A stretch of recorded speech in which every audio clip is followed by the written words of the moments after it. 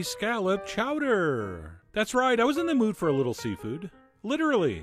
And not only are bay scallops one of the smallest seafood options at the store, they're also one of the most delicious and extremely easy to cook, especially in a recipe like this. But anyway, this came out incredibly well. My only complaint, I pretty much hated how it looked. But anyway, we'll get into that later. In the meantime, we're going to start with one of my favorite first steps of all time, cooking bacon. So we're going to put a heavy-duty skillet on medium heat with a little bit of olive oil in there. And we're going to go ahead and cook a couple strips of bacon that we've sliced in pieces. And we're pretty much going to cook this bacon all the way. We don't necessarily need it crispy, but we do want most of that fat rendered out and for some fairly significant caramelization to happen, which is what we have right about here. And at that point, we're going to throw in some diced onion, and we'll give that a stir, and we'll saute that for, 3 or 4 minutes, maybe 5, until those onions soften and kind of get a little bit golden brown. And by the way, don't worry about throwing in a pinch of salt like we usually do. We're going to be really careful with salt in this recipe. And the bacon does have enough salt in it to draw a little bit of moisture out of those onions, which should be enough to deglaze that bacon goodness from the bottom of the pan. And then once our onions look good, we're going to go ahead and toss in a little bit of diced celery and a couple cloves of minced garlic. And we'll stir that in, and we'll just cook that for like a minute. As usual, we don't want that garlic to brown.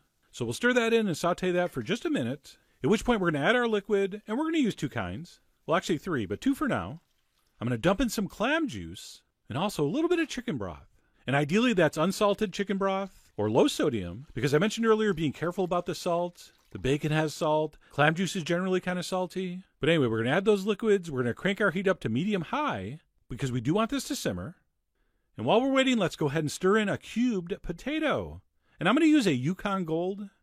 I love the texture. For me, it's the perfect soup or chowder potato.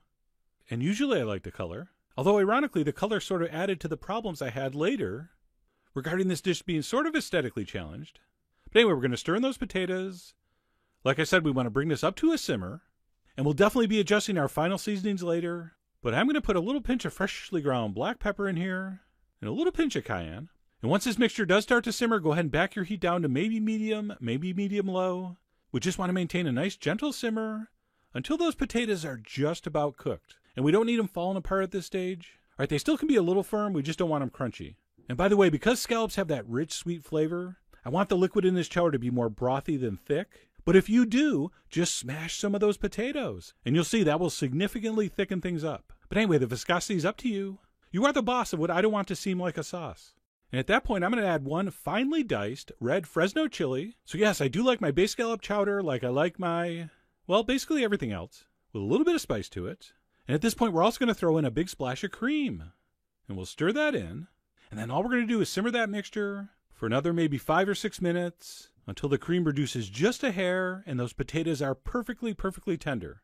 And this is basically what mine looked like when it got to that stage. We can also at this point give it a little check for salt. Like I said, we haven't added any yet. So if you need to add a little pinch here, go ahead. And then before we add our scallops, I am going to add one more thing, a little fresh lemon zest. In fact, we get that question a lot. When to use zest? When to use juice? When to use both? Okay, when we want lemon flavor, but we don't want the acidity of the juice, that's when you just use the zest. And on the other hand, when we're looking mostly for a hit of acidity with maybe a little bit of lemon flavor, we go for juice. But anyway, we'll stir in some lemon zest. And at that point, we're pretty much ready for our base scallops. And here they are. You buy those frozen, and you thaw them, and they should pretty much look like this. But if there's a little bit of that milky liquid in the bowl, that's fine. As long as these are wild caught with no additives or preservative brines, then you're good to go. And that's what I have here. And you're going to stir those in. And like I said, it's only going to take a minute or 2 for these to cook. And I believe I was on medium heat here, but if you feel like you need to crank it up a little bit, go ahead. Basically, as soon as they go from that raw, sort of translucent look to more of a white color, that's pretty much it. They will feel just a little springy under the spoon or finger. And as soon as that happens, you're done. You have to turn off the heat and serve these, okay? If you cook any kind of scallops too long, they will turn into small, chewy, rubbery nuggets that quite frankly no one will enjoy. So as soon as you think yours are good, turn off the heat. And then before we serve this, I am going to stir in some fresh tarragon. I think that sweet herbaceous flavor is incredibly important to this dish, so please find some tarragon.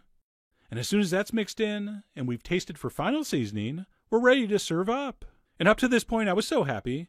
It was smelling amazing. It was tasting amazing. But as soon as I ladled it into the bowl and garnished with a little extra tarragon, I realized I didn't like how this looked. It just looked kind of dingy to me. All right, because we cooked that bacon and onion first, this mixture wasn't even close to your more traditional white chowder colors. And when you combine that with the green from the celery and the gold from the potato, I just did not find this to have a very appetizing color.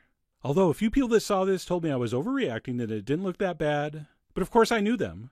And when it comes to food, don't believe anything friends or family tell you. But anyway, above and beyond its questionable appearance, this was absolutely delicious. Those bay scallops are so sweet and tender, especially when you only cook them briefly. And forget about the scallops, anytime you're eating bacon and potatoes, that's usually a good experience, right? So all in all, I was extremely happy with this. Except for, like I said, I'd love to figure out how to make it more beautiful. And by the way, if you're saying it might have helped if you seared the scallops first, no, I don't agree. And if you read the blog post, you'll hear my theory why. But anyway, there you go, fresh bay scallop chowder. So if you're a fan of clam chowder and or bay scallops, I really hope you give this a try soon. So head over to foodwishes.com for all the ingredient amounts and more info as usual. And as always, enjoy.